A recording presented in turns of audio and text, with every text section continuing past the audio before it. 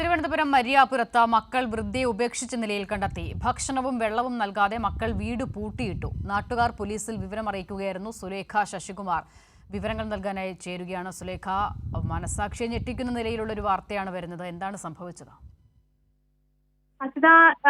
ഈ മക്കൾ ഉപേക്ഷിച്ച നിലയിലാണ് വൃദ്ധയെ കണ്ടെത്തിയത് എന്നുള്ളത് തന്നെയാണ്. നിലത്ത പായിൽ കിടക്കുന്ന നിലയിലാണ് വൃദ്ധയെ കണ്ടെത്തിയത്. നാട്ടുകാർ പോലും, അവിടെ ഉണ്ടായിരുന്ന നാട്ടുകാർ പോലും ഇത്തരത്തിലൊരാൾ ആ വീട്ടിനകത്തുണ്ട് എന്നുള്ള കാര്യം തന്നെ അറിഞ്ഞിരുന്നില്ല എന്നുള്ളത് തന്നെയാണ്. എന്തായാലും ഭക്ഷണമോ വെള്ളമോ നൽകാതെയാണ് ഈ മക്കൾ ഒക്കെ തന്നെയും ഈ അമ്മയെ അകത്ത് കിടത്തി വാതിൽ പൂട്ടിയിട്ട് പുറത്തു പോകുന്ന ഒരു സാഹചര്യം ഉണ്ടായത്. ഈ മക്കളൊക്കെ തന്നെയും ഈ വീടല്ല ഉപയോഗിച്ചിരുന്നത്, മറ്റൊരു വീടാണ്. സമീപ പ്രദേശത്ത് തന്നെയുള്ള മറ്റു വീടുകളിലാണ് മക്കൾ താമസിച്ചിരുന്നത് എന്നതാണ് നാട്ടുകാർ പറയുന്ന ഒരു കാര്യം. എന്തായാലും നാട്ടുകാർ ഇടപെട്ട സംഭവം പോലീസിനെ അറിയിക്കുകയും പോലീസ് ഈ സ്ഥലത്ത് എത്തുകയും ചെയ്തിട്ടുണ്ട് എന്നുള്ളത് തന്നെയാണ്.